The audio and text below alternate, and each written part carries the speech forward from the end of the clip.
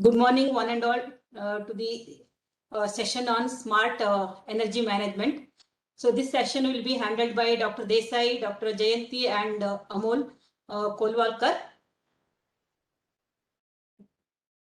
Dr. Santosh R. Desai obtained Diploma in Electrical Engineering, B degree in Electrical and Electronics Engineering, MTech Power Electronics from VTU, and PhD degree by Indian Institute of Technology, Roorkee.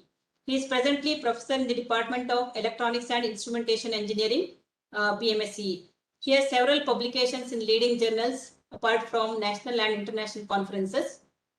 He has ongoing and completed project grants worth 70 lakhs.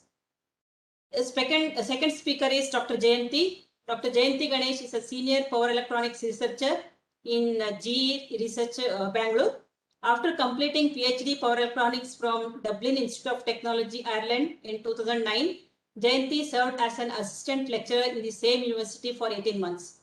She joined GE Research Bangalore in December 2012.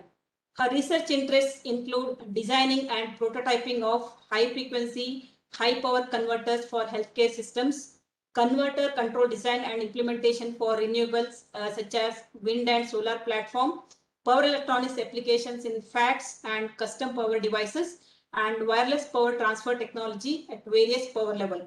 She has 20 plus patents and 15 plus publications. Mr. Amol Kolwalkar, Senior Engineer, GE Global Research Bangalore, has a master's degree in power electronics and power system from IIT Mumbai. He has been with GE for the last 20 years and been involved in R&D in the areas of distributed energy resources and smart grid. He has about 25 patents to his credit and has been an invited speaker to multiple conferences. Amol's experience spans from developing multiple prototypes, transitioning them to products, and working with customers to deploy these novel solutions to meet their requirements. Some of his novel contributions are in the areas of meter phase identification, wide area monitoring systems, and microgrid energy management. I welcome you all to this session. I hand over to Dr. Desai.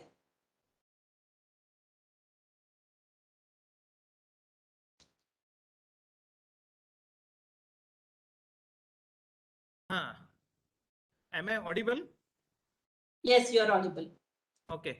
I have shared the screen, madam. Is it visible? It is visible. Okay. Yeah. Good morning to one and all. At the outset, I would like to congratulate Dr. Rajeshwari Hegde for organizing this FDP, and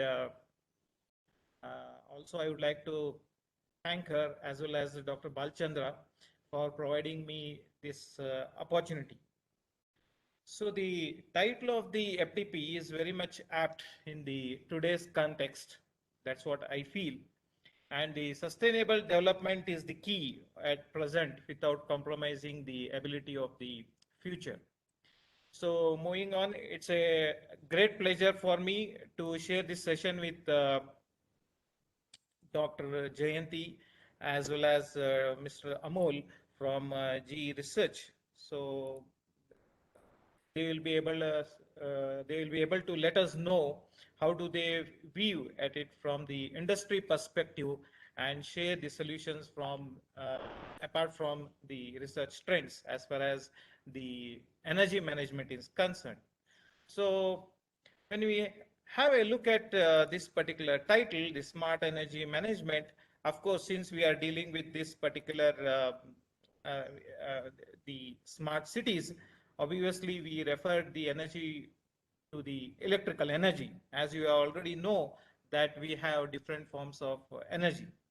So whenever we talk of electrical energy, some of the terms that comes into picture are power generation, transmission, distribution, and it is being noticed that with the advance in the technology, with the advancement that has taken place during the past decade, the power sector and the power systems are being considered right now as the largest artificial networks that have been ever built. This is as per the literature, whatever I am quoting right now. So in order to realize the real-time supply-demand balance between the power generation consumption, effective power generation strategies, scheduling strategies need to be designed to accommodate and integrate the distribution of energy resources. So in order to maximize the whole power system while satisfying various system constraints, which comprises of both the generation suppliers, that is nothing but the generating stations, as well as the consumers, whether it is industrial sector, whether it is domestic structure, is the need of the hour. So to meet such performance requirements from all aspects, power and management is considered to be of greater importance nowadays. So the today's session comprises of something like this. In the initial few minutes, I will be taking to you 2, 3. What is the present scenario? What is the current scenario as far as power sector is concerned in India right now? Then looking at this like as a problem statement, how this particular statement or how this particular problem is viewed from an industrial perspective. We have several companies working on it, no doubt, and one of the pioneering company is GE, and we have two main speakers in these sessions who is going to deal with how they look at this particular problem statement, what are their viewpoints, and what are the solutions they are going to provide in order to provide a comfortable future for the next generation. So the after the my this thing, I mean to say my session, it will be taken care by the persons. So they are going to discuss about the grid, the complex system. What do you mean by energy management, transformation of grid? How do they view the tomorrow's grid? So what are the emerging challenges that they come across? What is the need for smart energy management, building blocks? They will also be looking at the renewables and the grid integration technologies, SSPC, solid state power conversion, technology for grid compatibility, grid node, distributed power, followed by the they are going to summarize whatever they have been, we have discussed in this particular session. So in this particular slide, if you look at the current scenario in India, basically the overall power sector is being divided, or it is we view it as a national grid. So the national grid is nothing but a high voltage electricity transmission network in India, which comprises of major power stations and substations as well. And if you look at this particular slide, basically the whole Indian territory is being comprises of northern grid. We have the western grid as well. This comprises of the western grid. We have the southern grid, and we have the eastern grid over here, and we have the northeastern grid over here. And how the substations are situated, what are the various types of energy generating stations that are available right now is also being mentioned. And we have noticed that if you look at this particular picture over here, so this will give you a glimpse of how the energy generation is being distributed across various sources. So it is a category wise installed capacity, and the whatever the numericals that are being mentioned are in terms of megawatts. And this particular information I was able to get it from the National Power Portal and the Central Electricity Authority, and it is being updated as on 28/7/2021, just few days back.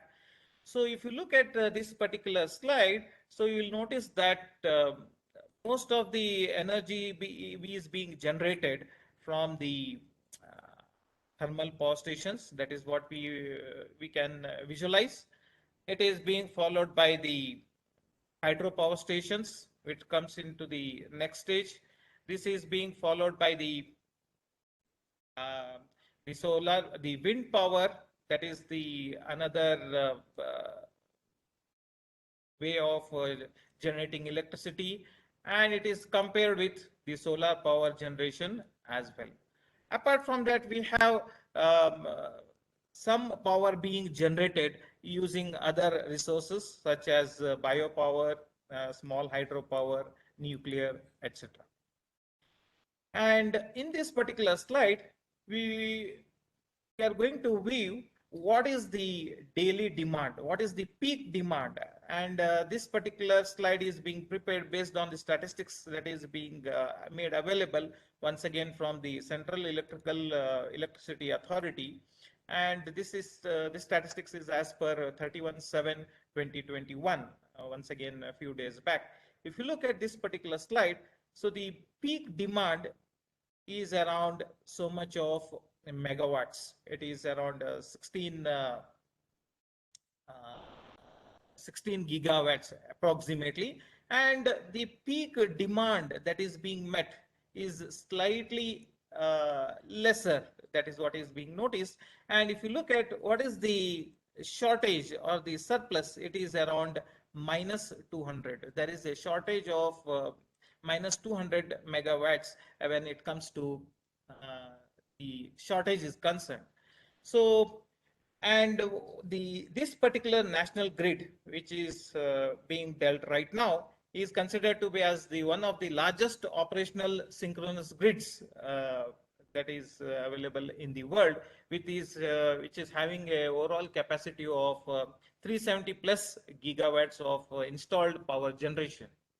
So with this brief glimpse, I would think that Dr. Jayanti will take over from this, from the next slide. So wherein she will be going to dive deeper into the what do you mean by power management and how it is being viewed at from the GE perspective.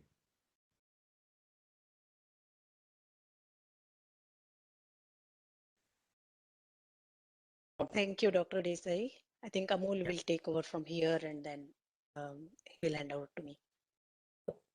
Yeah, good morning, everyone. Can you hear me? Yes, sir. Good morning. We can hear you. All right. I'm just sharing my screen. Let me know if you can see it. Yes, We can see you. I don't know how to. All right. Good morning, everyone. Thank you, professors, for the introduction and giving us an opportunity to talk in this session. We have few slides to cover. I think we'll go through that. I'll talk more about the smart grid and energy management, and Jayanti will be covering the renewables related aspects. Right. Just to give a background, GE, I don't know if everybody is aware of it, but been there since 1892. Started with Edison and the light bulb. It has moved through multiple transitions, going through capital and other restructuring. But right now, we are focusing on three main areas. One is in the energy, second is in healthcare, and third is aviation. So a lot of our research and development are targeted towards these three sectors. So myself and Dr. Jayanti are part of GE Research. Just to give an overview of how it works, you can think of us as a university. So we have different capabilities, right? So there are like different laboratories. We call it technology organizations. Essentially, multiple PhDs and masters working together to create the next generation technologies in these three spaces, right? So be it in wind turbine, how to kind of reduce the cost of wind turbine, the wind energy productions, looking at gas turbine technologies, MR, hybrid electric, and multiple other domains that we work. And the key is, since it's a cross-disciplinary organizations, that's where the innovation happens, right? And it's good to have multiple mindsets coming together to solve these tough challenges that we are seeing. And this is the center that we both work at, Jayanti and myself. So we are part of around 5,300 technologists, with 60% having advanced degrees. And it's a good organization. I've been working there for about 20 years now, and gets a good flavor for the different technology domains and how they can impact the consumers and individuals at large, right? Uh, so Dr. Hegde, in case of questions, how do you address it? In the chat, or is it at the end of the session? Yeah, end of the session. So they'll put it in chat box. Okay. All right. So starting with the talk, what we'll do is we'll talk about the grid. Maybe I'll start with a video, right? You know, you can.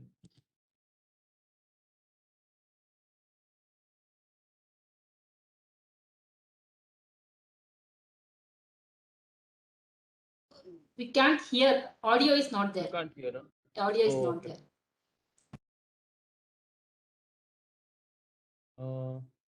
I think you have to optimize the go to share and choose optimize for motion and video.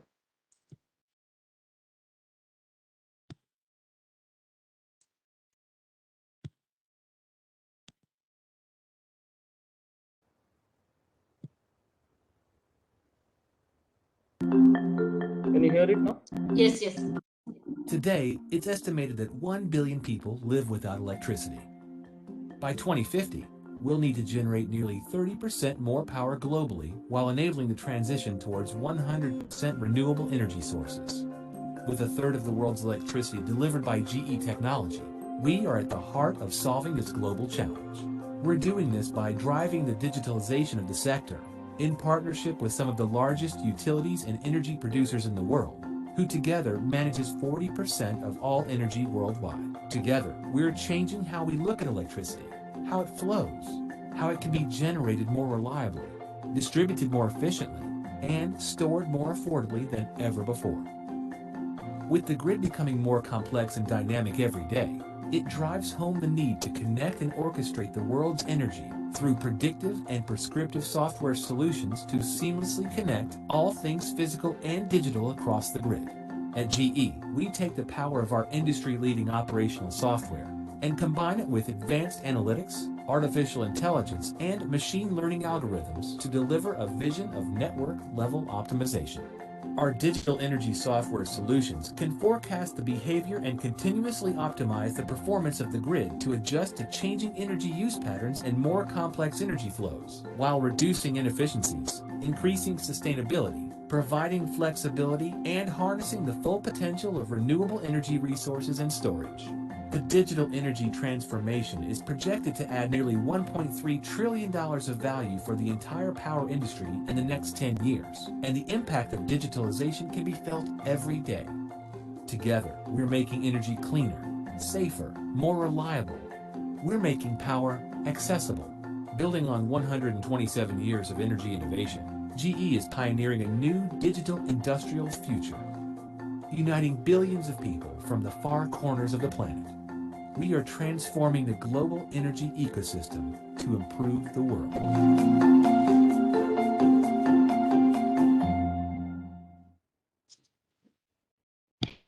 All right. Hope that was interesting. So what we'll do is just give an overview. I think there are different people with different backgrounds. So I'll kind of give a high-level overview of what is grid and how it's relevant and what are the challenges, and then talk about some of the things that we are kind of doing. Right? So if you see, as Dr. Desai was mentioning, the grid is a very complex system. Right? You can kind of differentiate into 4 blocks. There is one which is generation. Amol, can you switch back to the slides?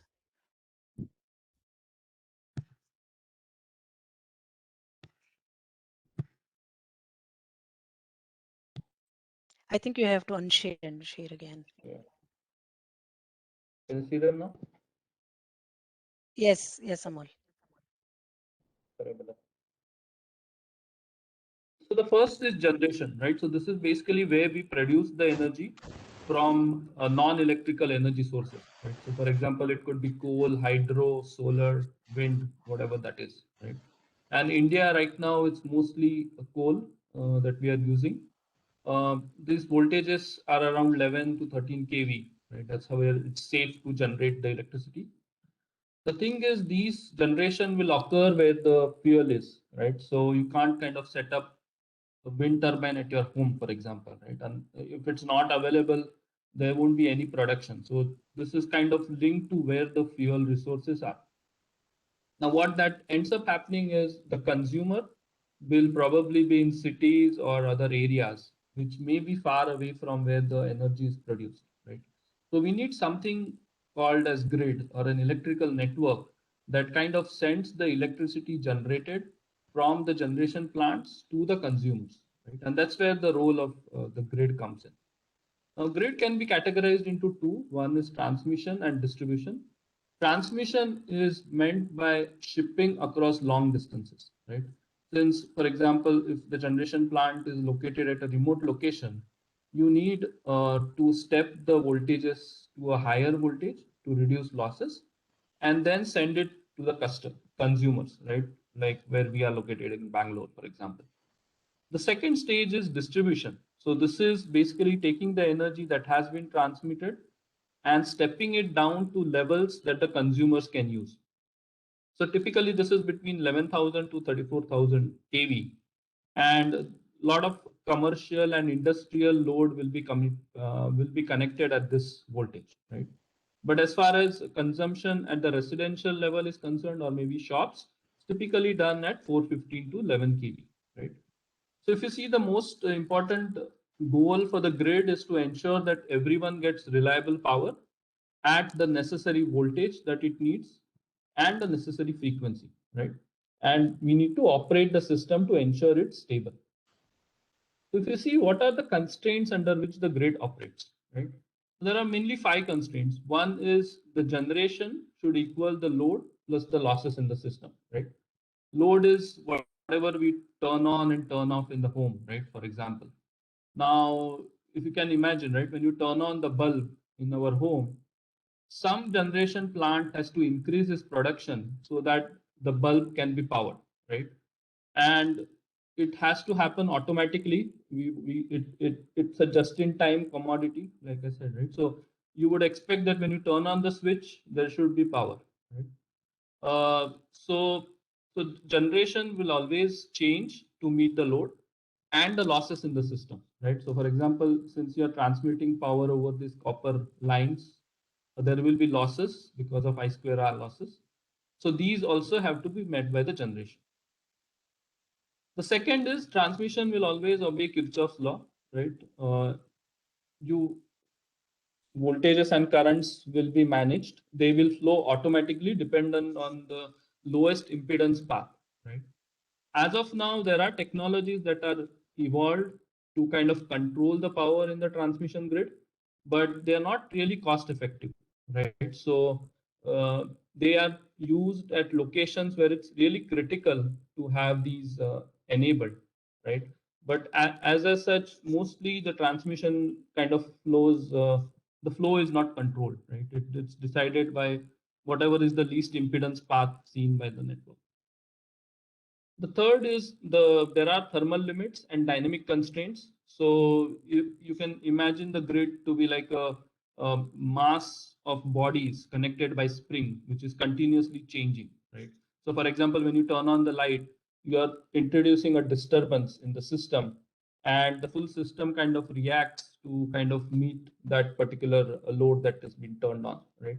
So it's kind of continuously changing, and we have to ensure that the flows over the transmission line do not violate the limits that are being set, right?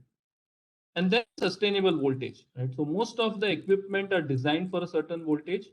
So when we are transmitting and distributing the power, we need to ensure that the voltages are not violated, right?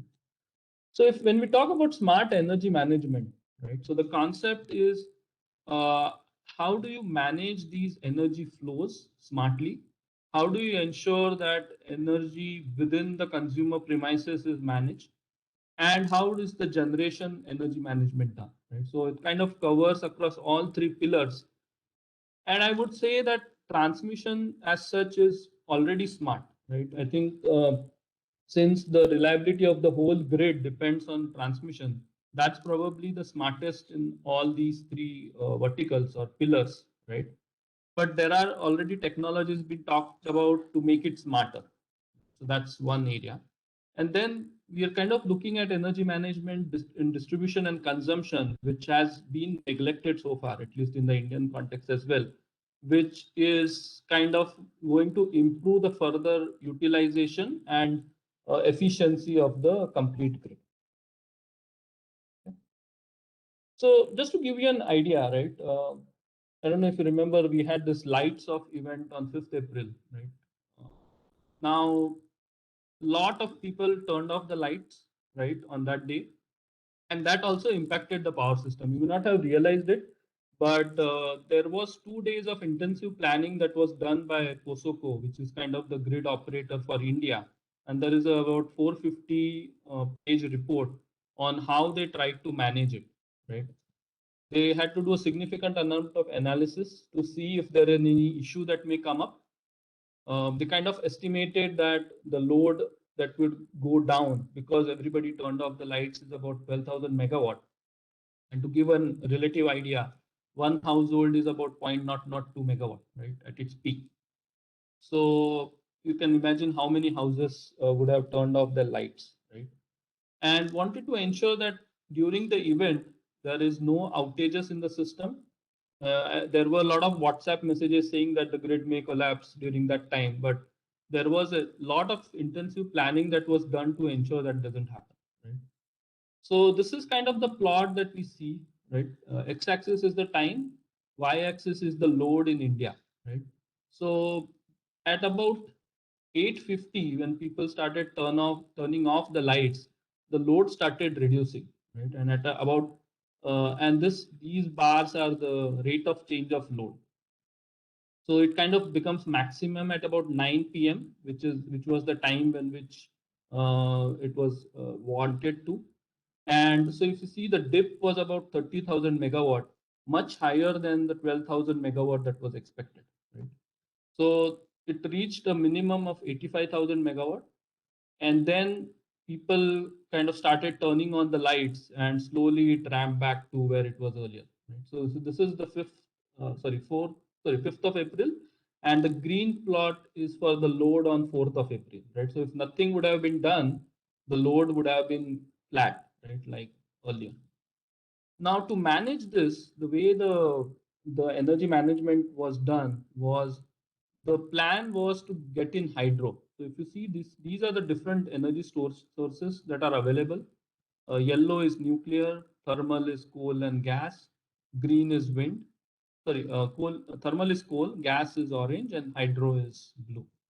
Now, considering the time, so this all happened in about 15 minutes, and hydro was the most flexible resource to manage this change, right? So if you can see, the hydro was ramped to a higher values, and as the load started reducing, they brought the hydro down, and they started picking up hydro again when the load started reducing. So this was all planned to ensure that there is no significant outages seen by the system, and the energy management occurs as required. The other plot here is, if you see hydro generation, the way it comes down and how the frequency changes, right? So any error or any mismatch in the generation results in change in frequency, and those are also captured here. Okay. The second one that I'd like to show is there was a blackout in 2012, right? So like Dr. Desai was saying, we have 4 regions, and there is a southern region also which was not affected. But you can think of these regions as big masses, right, that are connected by springs. Now, what happened on that day is at around 1 p.m., everything looked okay, right? And there were certain events that caused these lines to trip. So it's like these springs were broken. And within 7 seconds, the system led to a collapse, right? So pre-disturbance, everything looked okay. There was no concerns that were raised. but within seconds, the system led to a collapse. So there are certain outliers or key events that may trigger to a system collapse, and the utility and the transmission authorities always plan to ensure that these operations do not kind of result in a catastrophic failure of the grid. So, like I mentioned, on the transmission side, there is some kind of smartness that has already been developed. And considering that India's generation and transmission, I would say India is doing very good on the transmission side, right? So, what is changing, right? So, yesterday, or essentially, like I mentioned, right, power generation happens at one point and it flows to the end user. So there was a single flow of power. So we could design the system because we knew how the load will look like. We knew what the limits are, right? And you could kind of ensure that you are operating within the limits and the load. Now, what is happening today is we have more renewables coming in, right? And I don't know if it's all here. Although wind is a very small portion right now, and solar, but it is expected that the contribution from wind and solar will be growing over time as India puts in more renewables onto the grid, right? So you have the variability created by wind, right? Wind is not like a constant operation. As the wind fluctuates, your power would fluctuate, and same is the case with solar, right? So now the system was kind of designed assuming that everything remains more or less steady, or even if it changes, it will change in a few hours time frame, right?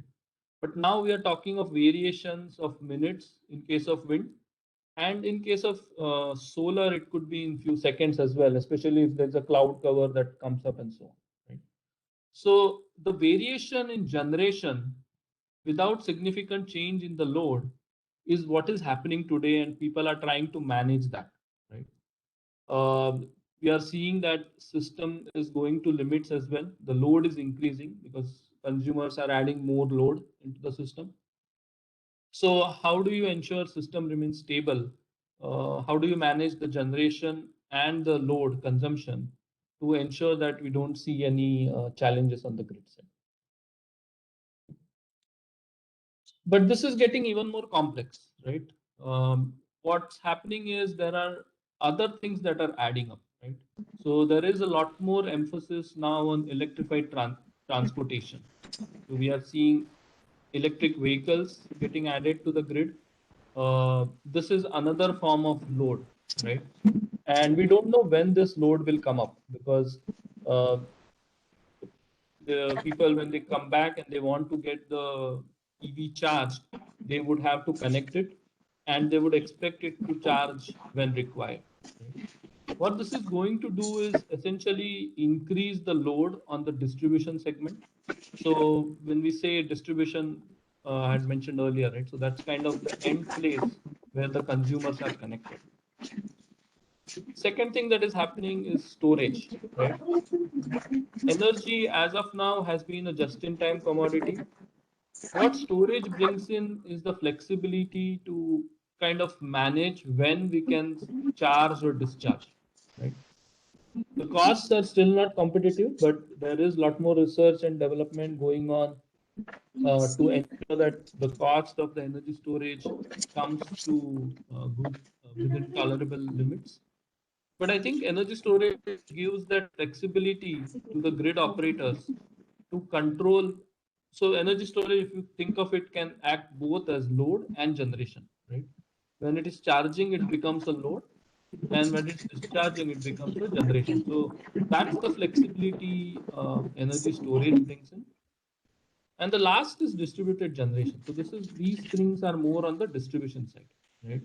Where we have rooftop solars coming in. We have seen a lot many commercial and industrial facilities that are installing solar panels on their rooftop to supply electricity to the grid, right? Or use it for their own consumption.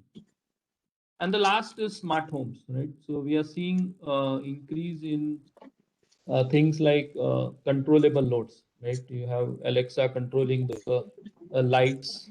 There are appliances that can be controlled as well.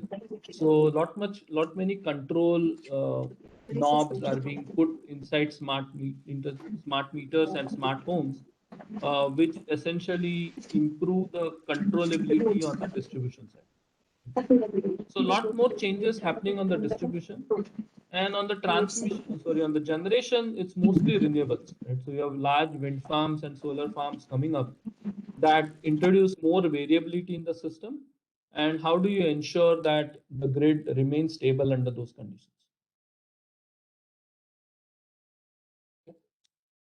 Now, what we talked about is what are the trends that are happening, right?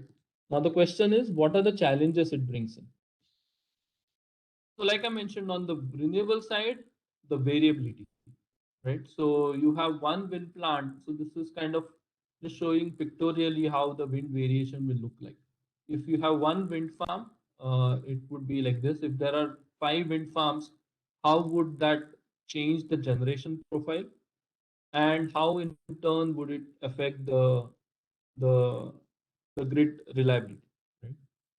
But other thing to do is note is we may also have to plan for cases where the wind suddenly drops in all regions, right?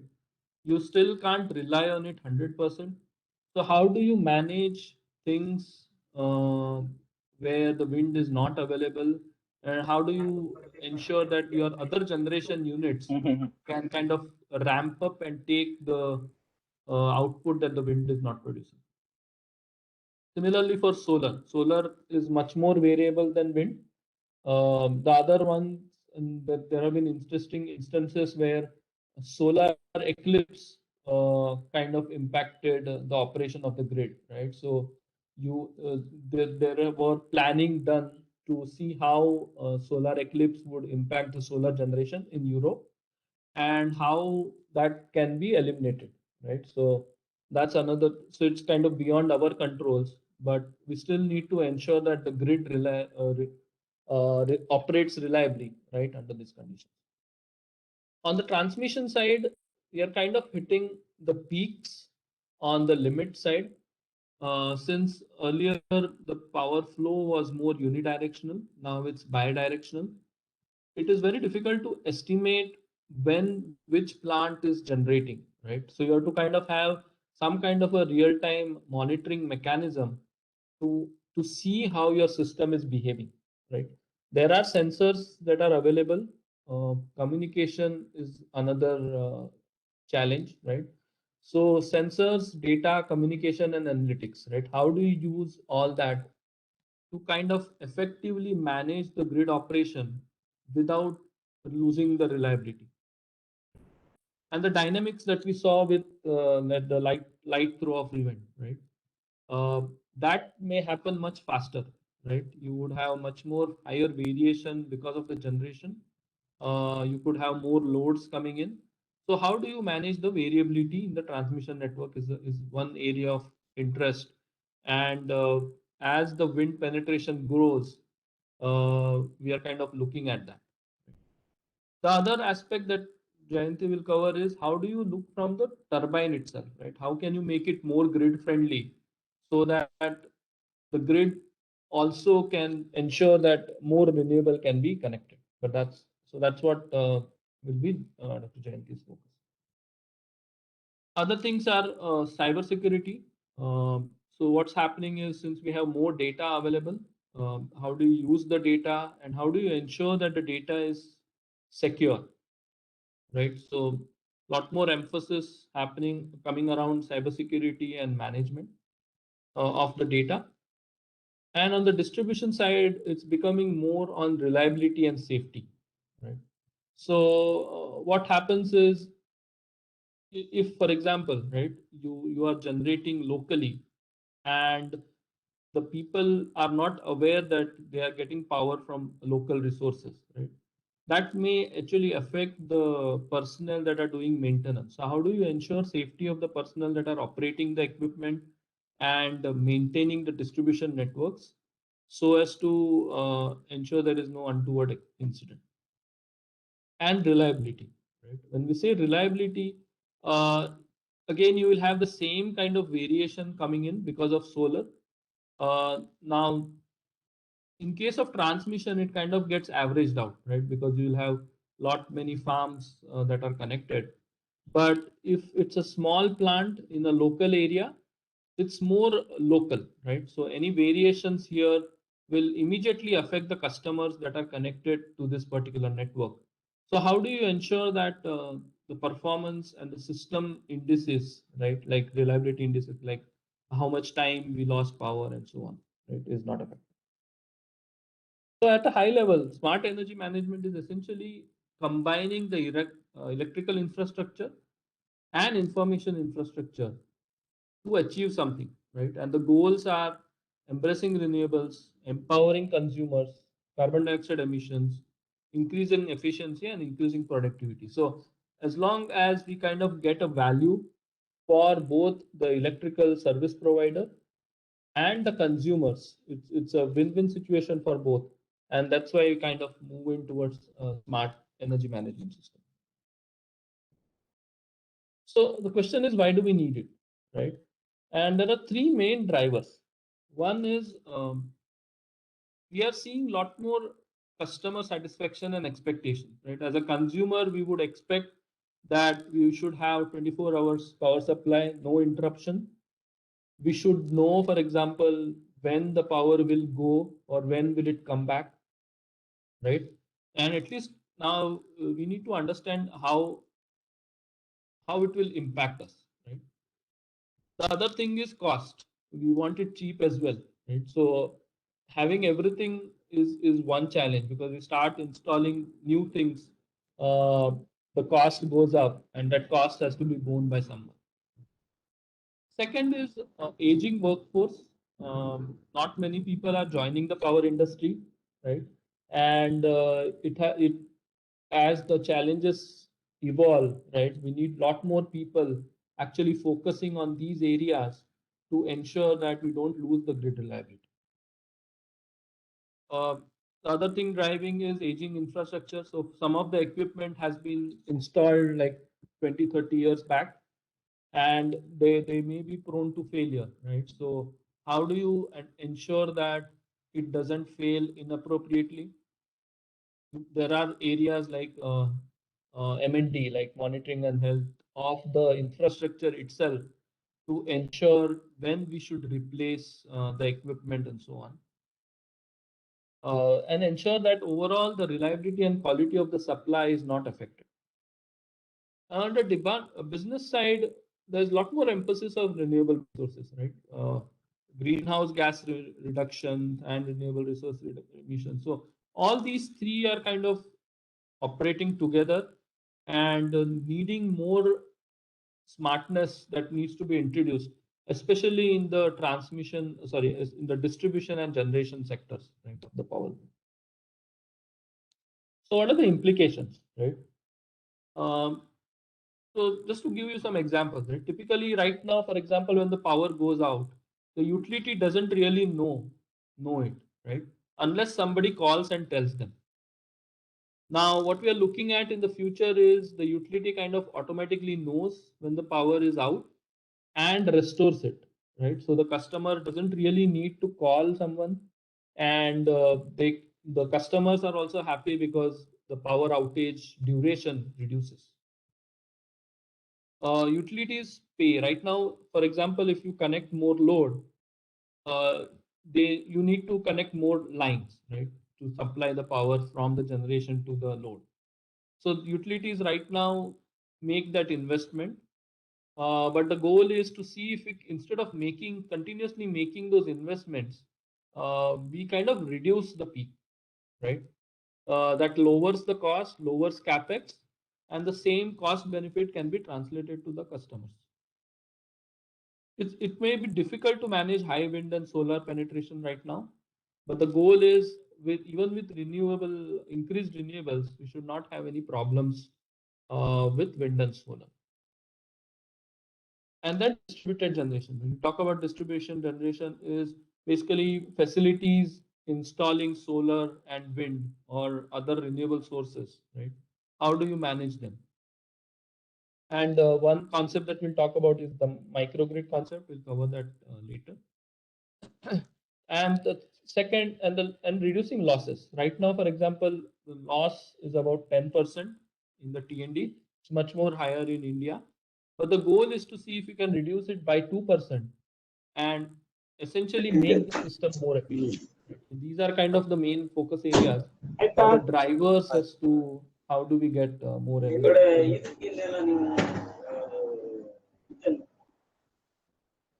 So,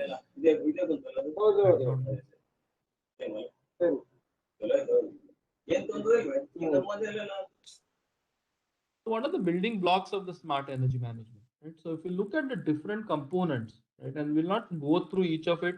I think the goal of this is to just introduce you to this concept of smart energy management. Each of this is a research area in itself. There are multiple technologies being developed, refined, piloted, right, with customers to ensure that these can be deployed on site. So start at home, right? So on the home front, we are looking at something called as home area network. Right? How do you ensure that the home also participates in the grid management? So there are concepts like controllable loads that are coming up, where we are saying that, okay, if for example, electric vehicle, right? So when a person wants to connect an electric vehicle onto the grid, they will do it at the best time possible from a grid perspective, right? Now there are challenges that the electric vehicle may not be charged when it's required, but how do you effectively ensure that both the customer as well as the grid is not affected uh, by the electric vehicles that are getting connected? Looking at advanced metering, right?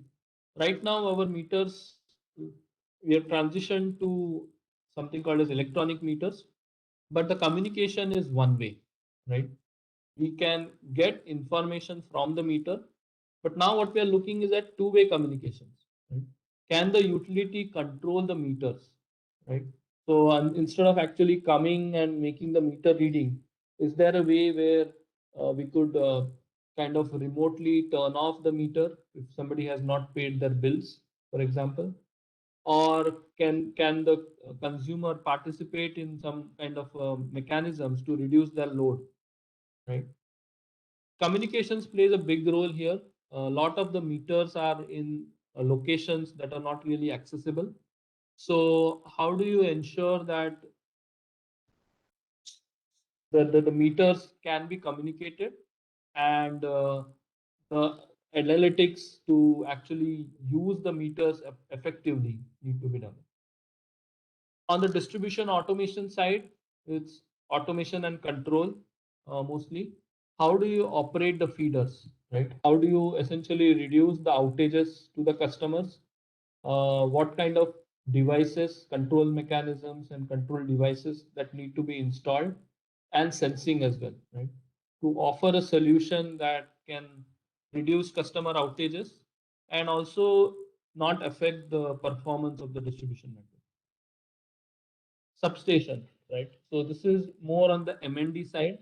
How do you improve the health? How you monitor? So these are like critical nodes in the system, right? If there is any issue in the substation, which is kind of one node in the grid, that will affect everything that is connected to that node. Right? So how do you ensure this node is reliably operated?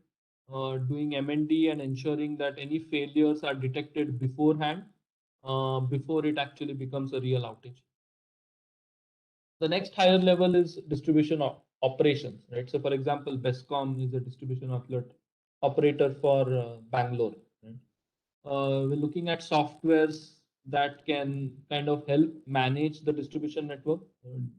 There is a distribution management system and outage management system. So these are softwares that kind of ensure that the distribution operations are done reliably and safely. And we are kind of upgrading these softwares to look at the future applications. So with more renewables coming in, how do these softwares upgrade, how are they upgraded to ensure that the system kind of operates reliably. And then on the transmission side, again, you have a similar platform called as energy management system, which is another software being used by the grid authorities to monitor the transmission network. And the WAMS is wide area monitoring system. So this is more on the sensing. How do you do fast sensing, right, of these of the measurements, communicate it to the EMS, and ensure that control actions are taken before any outward or outage occurs, right? And here we are talking of really fast controls, right? So if you saw in the blackout, between stable to unstable was about 7 seconds, right? So you can imagine how fast the control needs to operate. It's about in 20 to 40 milliseconds. So that's kind of the timelines we are looking at to ensure that the system is reliable and not affected by grid outages. FACTS is flexible AC transmission systems. So these are the control knobs. So these are used to kind of control power flow in the grid. And there are ways to see how we can use this effectively without creating outages in the grid.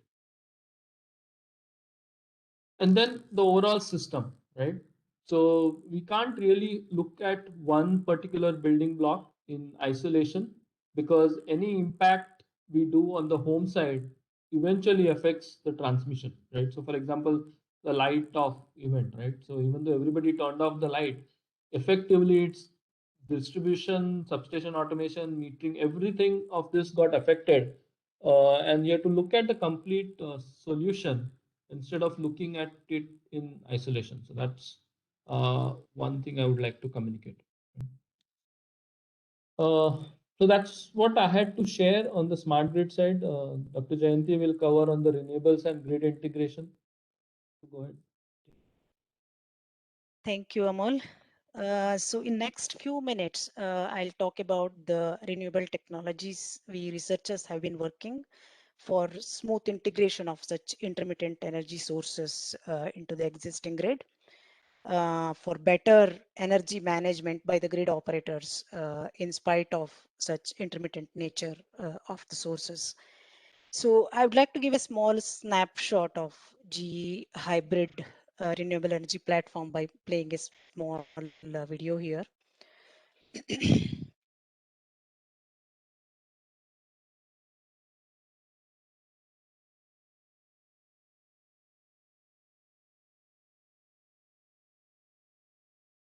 Okay, you're able to see my screen? Yes. Okay, so let me play this. Voice is The okay? nature of energy and consumption Yes. is changing. Clean energy, environmental policy, and technological advances are rapidly reshaping the world's electrical grids. Yesterday's power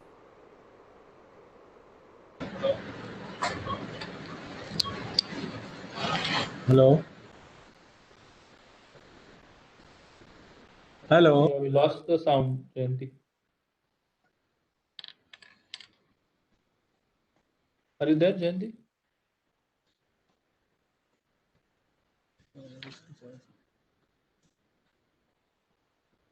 Hello, Jayanti.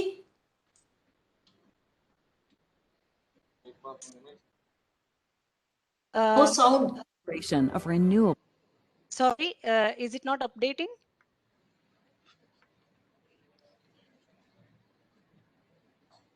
Is there a problem in the video? Yeah, we couldn't hear in between. You can just play it again. Start energy little- sources with the power of storage to ensure grid resiliency, flexibility,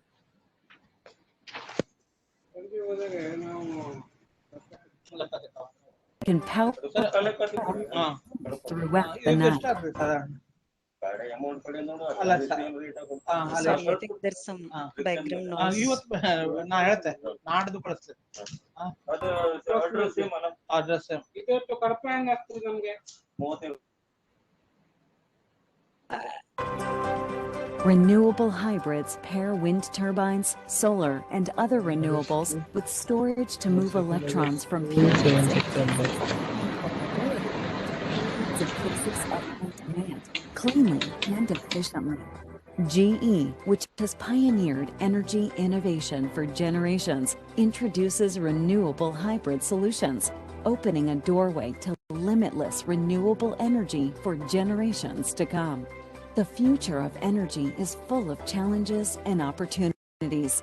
Join GE as we chart a path toward a future of clean, reliable hybrid energy to power a changing world.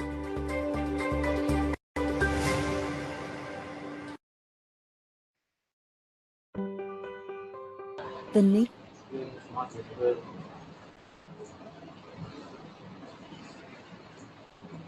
Sorry, I don't know how much you people could see that.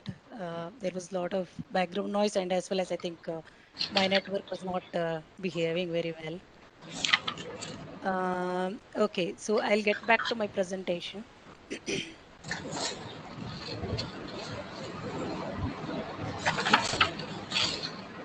Are you people able to see my screen? Is it okay? Yes. Okay, there's a lot of background noise for some reason. If people can mute their voice, if people are not intending to speak, can you please mute? Dikshit Kumar, sir, please mute yourself. Okay. So I will start with the wind technology development. So wind power system continues to grow throughout the world. We all know that. Today there is about 743 gigawatt of wind power capacity worldwide installed. And GE Renewable Energy is one of the world's leading wind turbine suppliers with over 49,000 units installed and generating wind electricity across the globe. So our portfolio of wind energy solutions include a suite of onshore and offshore turbines and flexible support service ranging from developing assistance to digital optimization, operations, and maintenance. So GE Wind installations offer different technology, range of technology here, what I have shown here in order to make it grid friendly. I'll just pick a pointer here.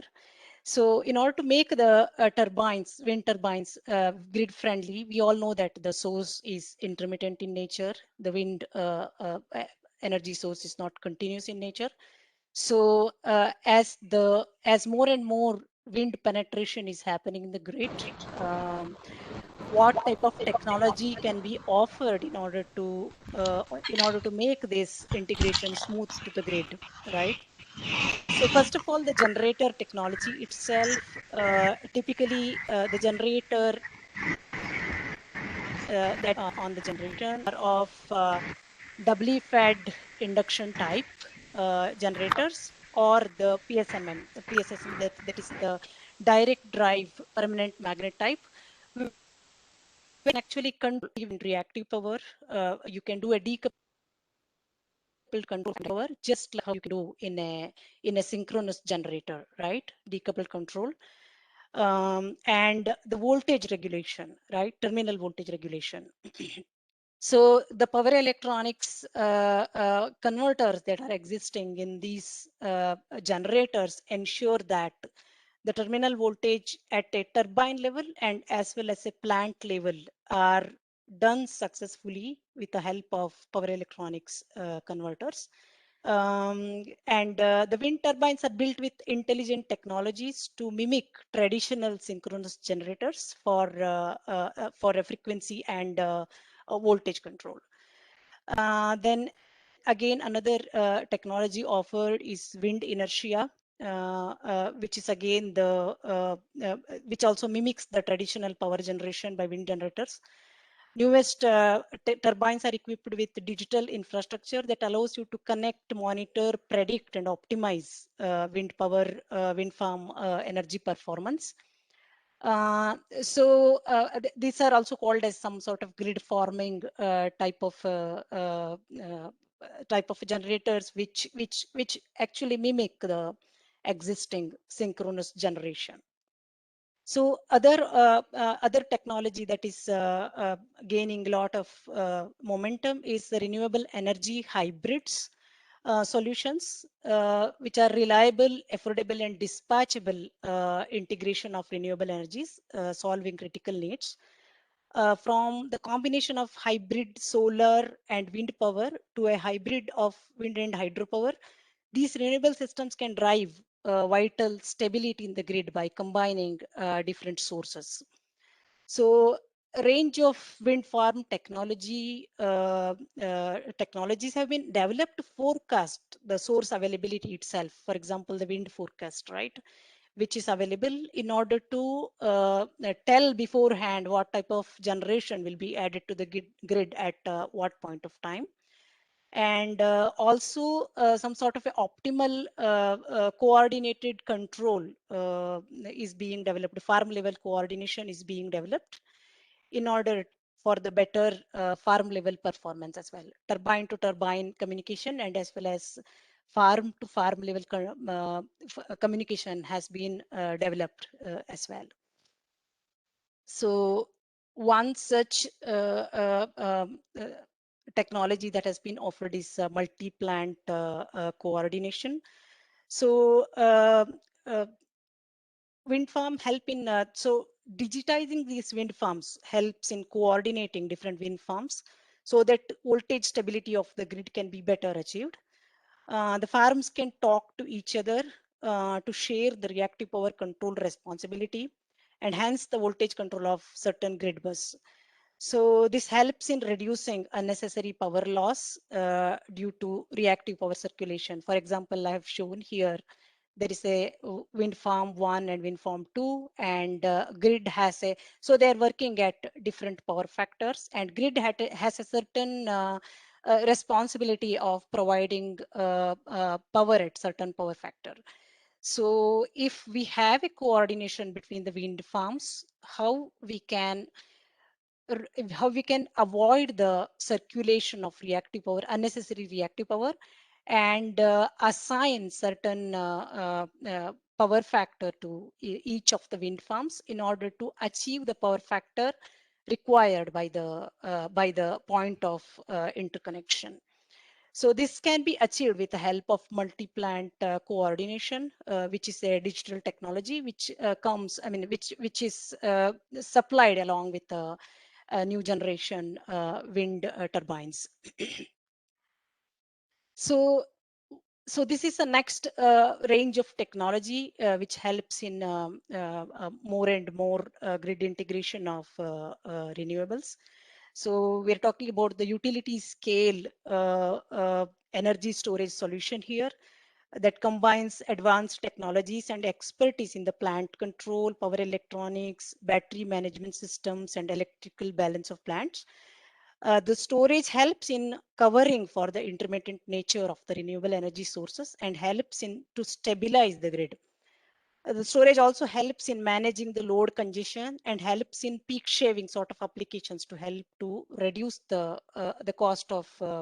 You can also call that as a peak shifting, whereas the suppose certain load demands certain type of a, or certain section of the grid demands certain type of a peak power demand. With the help of storage, probably you can ease that out by providing some sort of a local support and ease the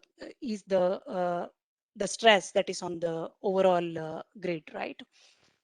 So utility scale storage, battery energy storage systems are gaining momentum as more and more renewables are being injected into the grid. So I'm showing one example here, which is captured from one of our prototype wind turbines, which also has a battery energy storage along with that. So what we can see here, in order to mimic the actual grid, right? The combination of wind turbine and the battery energy storage helps that way. So you can see the blue here is the wind generation, which is highly variable in nature. And then there is a demand, which is in green. And then you can see a battery which is being integrated along with it's a megawatt scale of storage, you can imagine, which has to match with the wind installation. So what you can see here is whenever there is a reduction in wind generation, you can push more and more power from the battery energy storage, and also the role of energy storage here when there is a change in the frequency, grid frequency. The way you can imagine how it is done in a synchronous generator, right? The decoupled control of a frequency and the voltage.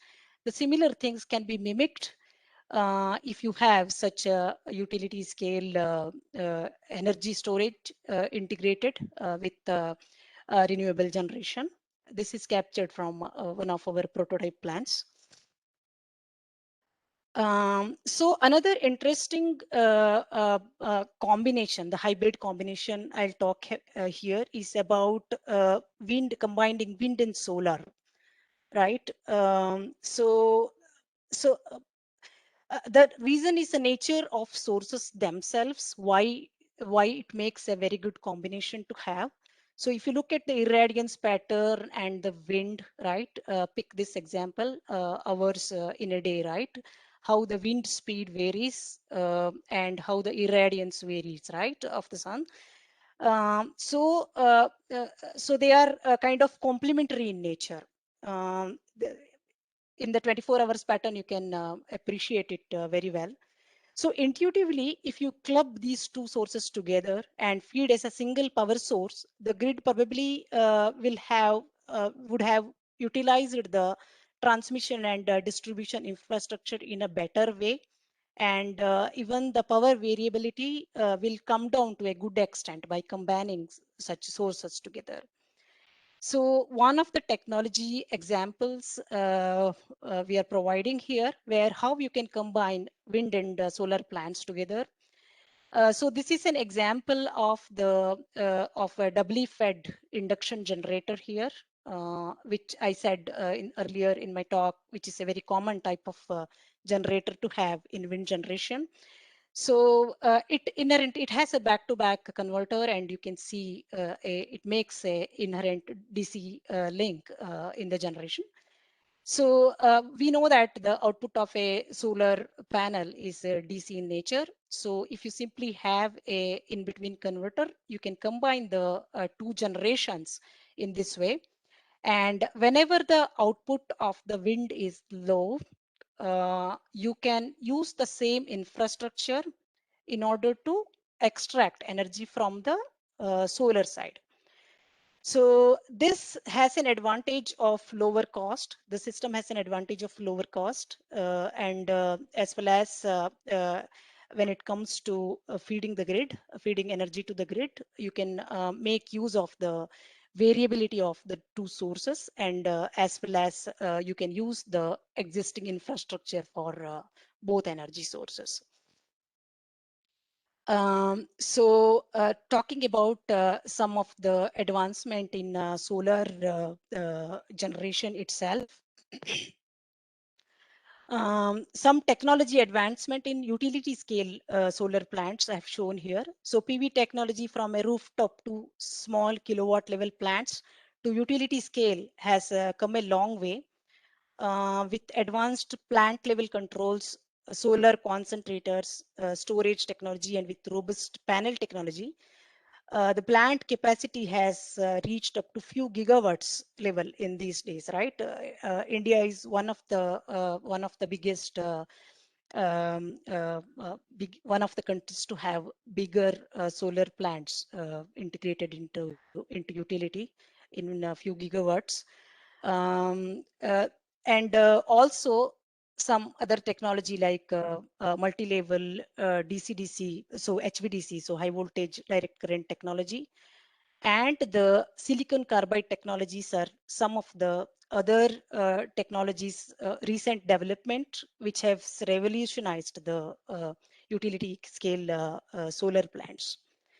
So I would also like to talk a little bit about the solid state power conversion, how it has affected the industries.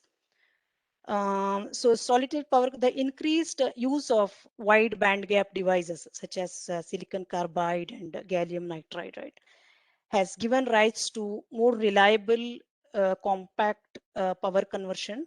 The application of silicon carbide devices in solar and wind has given rise to high voltage, high frequency, low power loss power converters. The energy density. I'm hearing my own voice. Lot of echo. Uh, are you able to hear me properly? Is it okay? Yes, Jayanti. Okay, yeah, sure. So energy density of these converters have increased significantly because of the high voltage, high frequency designs. Because as we know, as we go higher the frequency, all our magnetics and all those sizes come down. And high voltage gives to low current type of designs where your usage of copper will come down. So this revolutionary step has resulted in higher energy density of converters, and also has resulted in lower weight of these conversion blocks, which helps in the better management of energy over the grid. So so some of these things we already spoke about, but further to tell here about the PV, on the PV side, how we have some of the cloud forecasting technique, similar to the wind forecasting I was talking before, because of which you can better manage the energy. Similarly here, the cloud forecasting, and as well as some of the solar concentrators, and as well as the techniques in which you can capture the irradiance better on the PV panels. And like today's grid, how you have the VAR regulation and power curtailment offered by the traditional generation, which will be complemented with some of the islanded operations, which is possibility of islanded operations, and weak grid operations because of the facts, and as well as some of the VAR techniques, which is already available in this next generation technologies. And HVDC, which will help you in order to transmit the energy over a long distance with a very low loss. So these are some of the differentiating technologies which has picked up momentum and which is going to be the future of the grid, as more and more renewables like wind and solar, along with the storage technologies, are being pumped and penetrated into the grid. That's all I have. I will hand over to Amol again for microgrid aspects. Amol? Yeah, sure. I think we can continue with the slides, Jayanti. Okay, yeah, sure. I can do that. Yeah, sure. So we'll talk about this concept of microgrid, right? So we looked at the bulk grid. Now what we are seeing is these concept where you have a local area. So it's a group of loads and resources with clearly defined boundaries, right? So so what you're saying is, if you see in the blue block, the blue is basically a microgrid. It has different energy sources. It has its own distribution for supplying power, and it has its own loads. Like it could be a housing complex, or it could be a industrial facility. Uh, so it basically is a microgrid because it has all the elements of a grid within a small geographic location, right?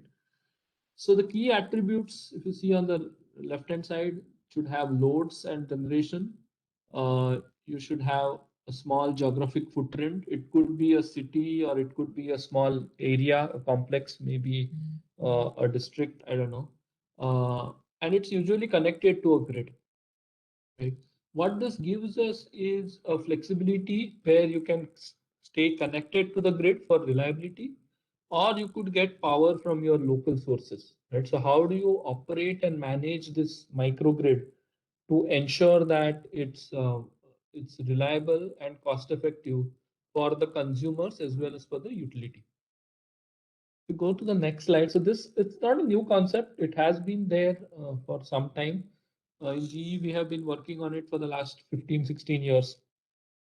It started as some DOE, which is government of US projects, looking at simple controls. We kind of took it to bigger farms and so on, and then looked at facilities. So everything starts small.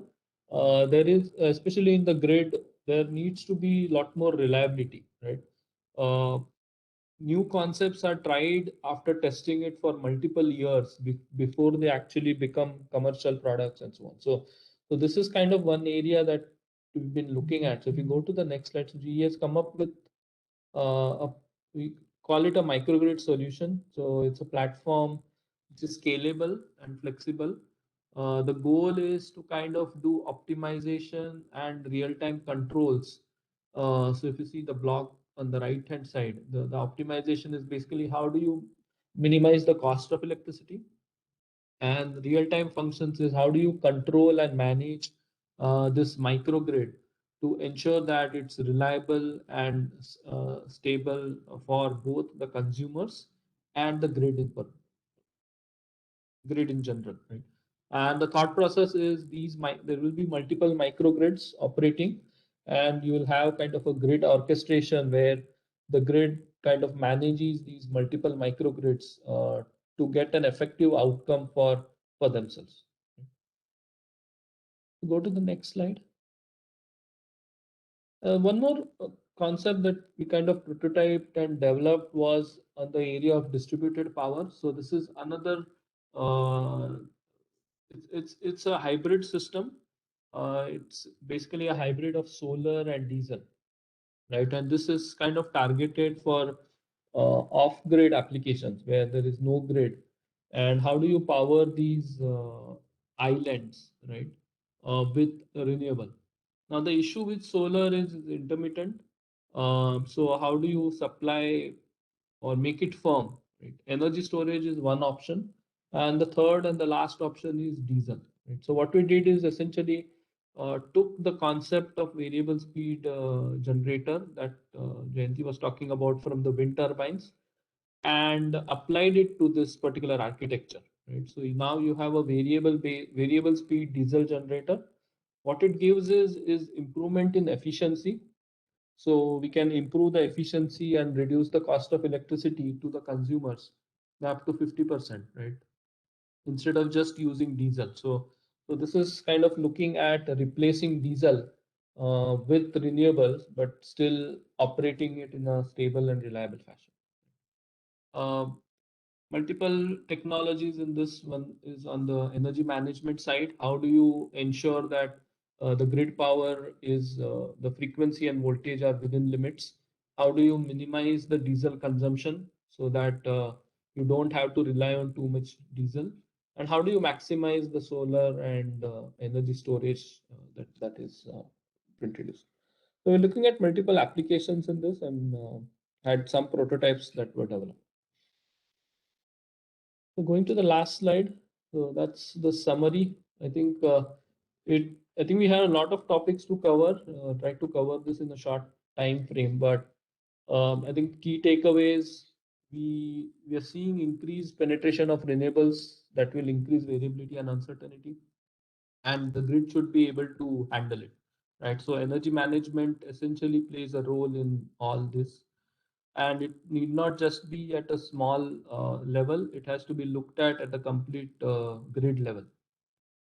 We're seeing distributed hybrid systems and microgrids that are gaining momentum. Not much in India, but definitely abroad. India, we are looking at some solar wind, the kind of hybrid deployments where we have both solar and wind installed. And from a GE perspective, looking at wide range of controls electrical and digital technologies to enable this, right? So it's a multidisciplinary effort that we need, and we need all minds to actually work on this to ensure that in the future we have a stable and more greener grid. That's all we had. We want to take up any questions.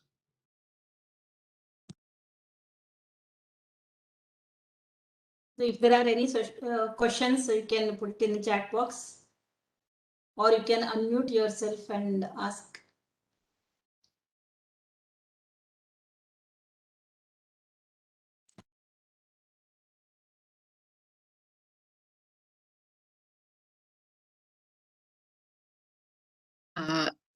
Thank you very much for a wonderful presentation.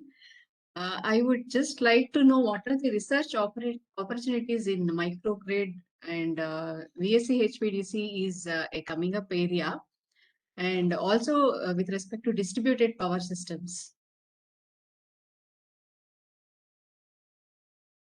Yeah, sure. So if you go to microgrids, right? So that's so multiple areas of research in that. One is around the reliability of the grid, right? Since the inertia of the system is very low, if you look at the microgrid, how do you ensure the system is reliable both in grid connected and off grid?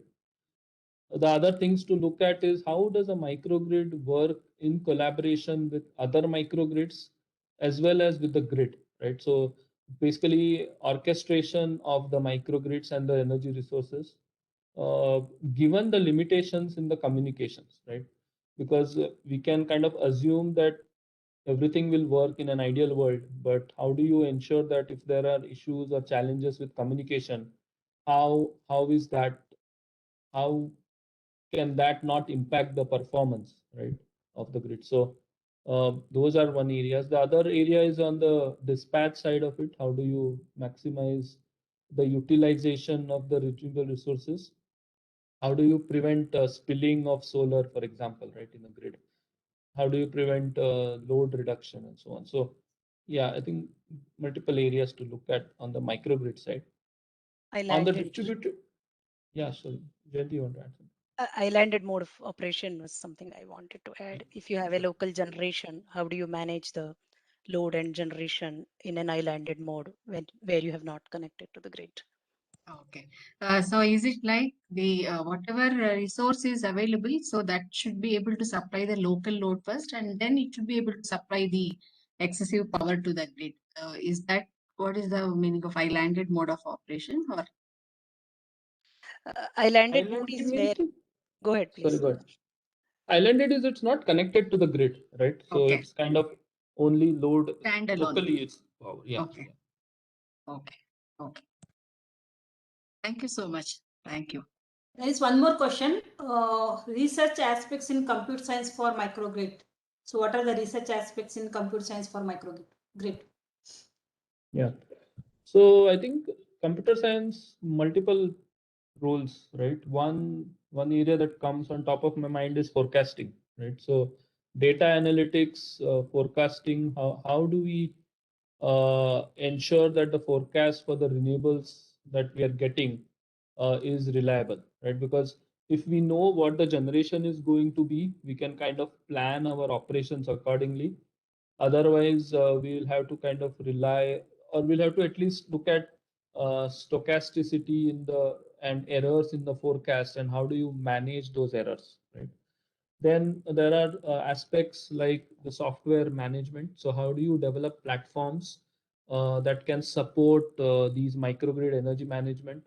Looking at scalable platforms, and there are also things like cloud deployment, right? So if you can look at facilities that have multiple microgrids installed, how can you deploy those on the cloud and manage it from there?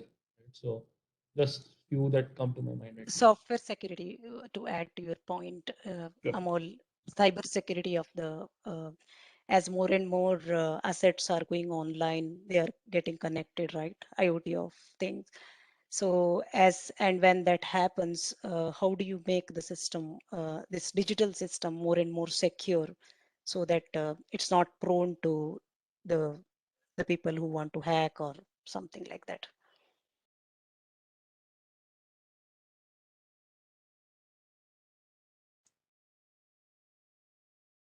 Okay. Any other question? There is one more question here actually. Various technologies of smart city causes extra load on grid. Is any way to tackle this extra load? Sorry, could you please repeat the question? Various technologies of smart city causes extra load on grid. Is there any way to tackle this extra load? Okay, so it depends on how much load is getting added, right? So we'll need to plan for it. So typically utilities have this planning exercise where they look at the load growth coming in the future and plan the networks to ensure that this load can be met, right? Now, I'm not really sure of what extra load we are adding and whether that is going to be significant compared to the existing load. But yes, we'll need to consider that in the planning part of it.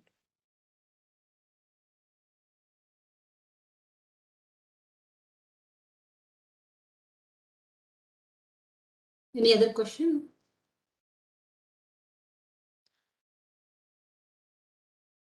Thank you, Dr. Jayanti and Dr. Desai and Amol for a wonderful presentation on overview of technologies for future grids. I think those who are not from electrical background need more time to understand these technologies. I thank you again for your informative talk. Thank you. Thank you. Thank everyone. you, Dr. Hegde. Hope it was Dr. Thank you. Desai. useful. Thanks. Thank you, madam. Thank you. Thank you. So